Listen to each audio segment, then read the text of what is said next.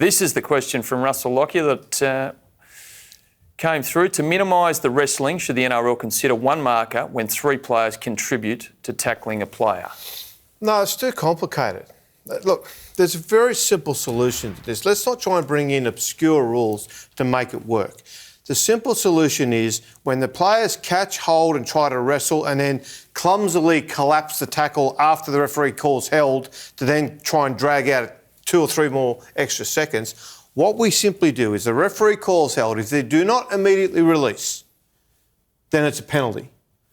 Now, what that will do is if the referee starts calling held soon enough, early enough in the tackle, and the clubs and teams can't get them to the ground, then clubs will begin teaching their players to hit and drive like the old-fashioned way, where the intent was to knock them over onto the ground, because that's how you'll then buy more. Yeah, because what the wrestle did over time was move from the ground where you'd work the player over to make sure that you took as much time as you could to get to marker and release the player on the ground. Yes. Then all of a sudden it turned into this catch, hold and wrestle where the wrestle's up in the air now. The art form was to keep them up as long as you could, to use your words, to then collapse the tackle. Yes. So what we need to reward is the art of getting the player back onto the ground as quickly as possible. Yes. And if that's the case, do we then allow some extra time for the player to work the player over on the ground? Ben, the length of the tackle should take as long as it takes for the 10 metres to get back. That's all it is. That's the natural rhythm that you're talking about with Chris Anderson. That's the rhythm we talked about earlier in the show, and that's where we need to get to. And it's such a simple idea. Let's not overcomplicate it with obscure rules or interpretations. Let's just get it back to simple footy again. All right, Troy Fitzpatrick. Hi, Kenty. Any idea where Ash Taylor will end up? Would the Broncos reconsider him? I'm sure the Broncos would, but there's no appetite from the Titans to let him go. And so Mel Meninga came out just in the last week, I think. There were rumours around that the Titans were shopping Ash Taylor, and he said under no circumstances will Ash Taylor be sold on our watch. Can I put a potential scenario to you? So if they're genuine about getting Ash's welfare off the field back where it needs to be, that suggests to me it's going to take time, and the scrutiny and the pressure of being the $1 million player is not going to help him.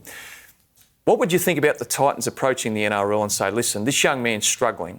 Would you let us spread his $2 million, which is going to come his way over the next 2 years, out over the next 3 to 4 years, or even 4 to 5 years? Why would Ash Taylor agree to that? Well, because he's getting the same money, because there's every chance at the end of this next 2 years, if he doesn't cope well enough with the pressure, guess what? There may not be a contract for him after that contract ends. Ben, I think the hope for Ash Taylor is the new coach. He needs to come in and just really set about rebuilding him from a confidence point of view. And I think with a new coach and a reset there, that's probably his best chance. I think a coach gets in, mate, I need you, you're important to us, and he just brings him along slowly, like you're bringing a horse back into track work. That's to my point, around 4 years instead of 2. I tend to agree. I just don't know why Ash Taylor would agree. Because he gets the same amount of money. So $2 million over 4 years. But then you're corrupting the salary cap. Which is what the Titans need to happen at the moment. Yeah, but that would remove potentially $500,000 the next couple of years to help them get off the bottom of the ladder, which is another reason the NRL would want to see it happen. I'm sure it's legal, but I don't know if it'll be best case. Gregory Matheson, Nathan Brown back to St Helens, question mark. Look, it was a possibility about 4 or 5 o'clock this afternoon. But Hoops made a couple of calls? Yeah, I'm led to believe it's not the case. Nathan Brown, my understanding is Nathan Brown, it's there if he wanted it, but he probably doesn't want it given his daughter's heading into a HSC next year in Australia. Shay O'Neill, how much longer can Penrith keep using the young squad excuse to explain their poor performances? Origin winning halves, Kangaroo and Kiwis, and for all their planning and strategy, have fallen back behind Parramatta within the space of 9 months. Fair call. Yeah. I don't think they can keep hiding behind. I thought Penrith had a side that this year with a little bit of grit and grind, they certainly had the potential to win the premiership. They've got players there that, look, they've got an Origin prop that can't crack it for a start. They've got other players who are just hopelessly out of form. They should be going better than what they are. And the commentary for so long has been so much around striving.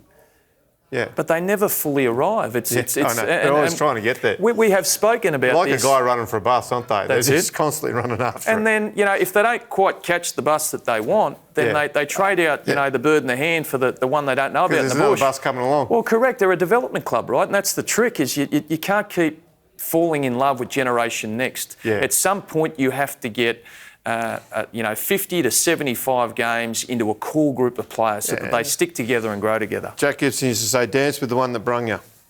Good saying. I like it. Lachlan Harper, if you were Seabold's media advisor, what would you be telling him regarding Bennett? Regarding Bennett, I think he's best just saying nothing all week, not buying into it, not trying to pick up. Bennett's just playing like off a break at the moment. So if you can't win the battle, don't get in the battle.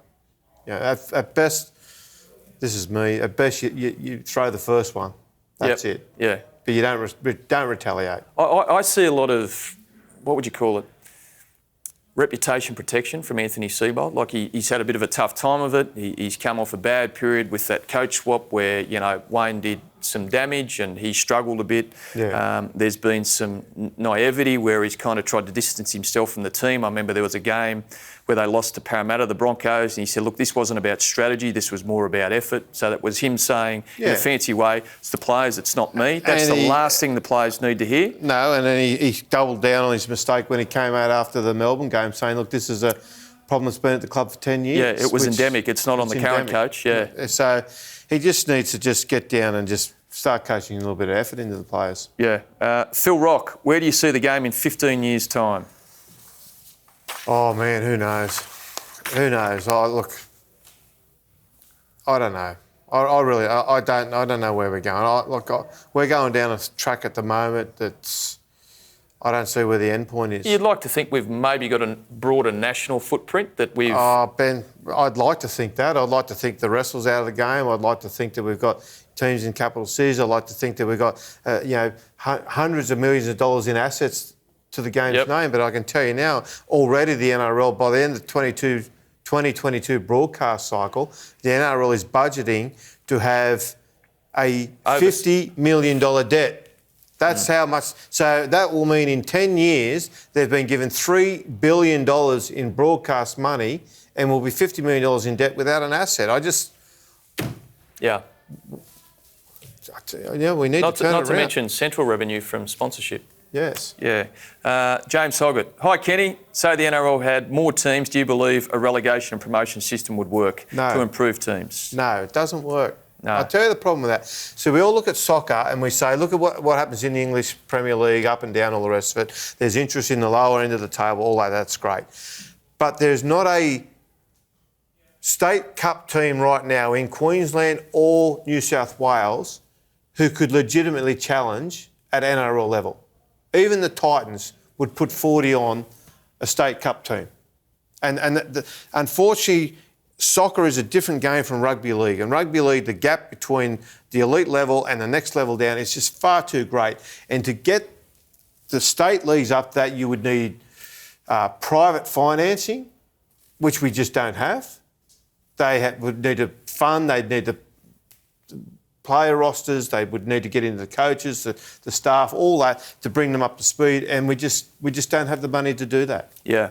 I certainly believe that there needs to be more onus put on the second-tier competitions so that perhaps maybe the Tier 1 competition, so the Telstra Premiership, could be reduced over time and that we broaden our footprint through the New South Wales and Queensland Cup. So we start to introduce teams from Adelaide, from Perth. I mean, in the Queensland Cup, we go up to Papua New Guinea. I know that the Fiji have got a team coming in next year in the Ron Massey Cup. Yes. So the footprint is expanding, but they're doing it through the second tier. Yeah. It's a different model from promotion relegation, but we are taking rugby league, at least at a semi-professional level, to more parts of the country and the world. Yeah, and let's remember, years back when we had the midweek competition, we had teams from Queensland, we had a Brisbane combined team playing the Challenge, Tooheys Challenge, whatever it's called back then. Western Division famously won the first MCO Cup because the gap between the Sydney teams back then and the NRL level teams now and the next tier down was much closer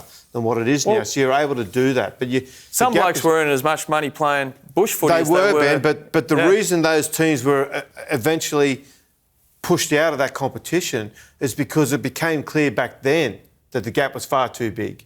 And to try and sit there now and pretend that we can have promotion relegation now, that just doesn't work. All right, 2 more questions. Jen Finnegan, why the hatred towards Storm and Smith? Didn't you get invited to Smith's dinner?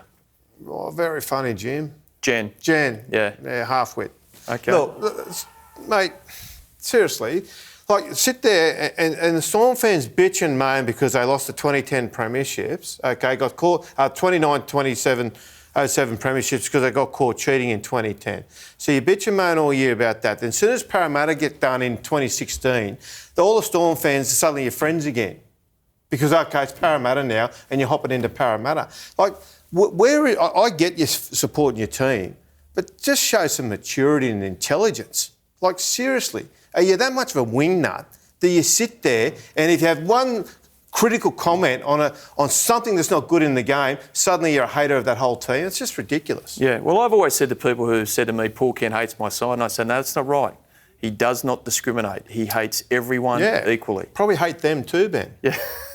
Old mate. Oh, why are you so angry? Well, there's the example. There you go, I'm done. That's us, Kenty. He's gone. Round of applause for my co-host. We'll see you back here tomorrow night for NRL 360, and we'll do this Facebook thing again next Monday night. Thanks for your company.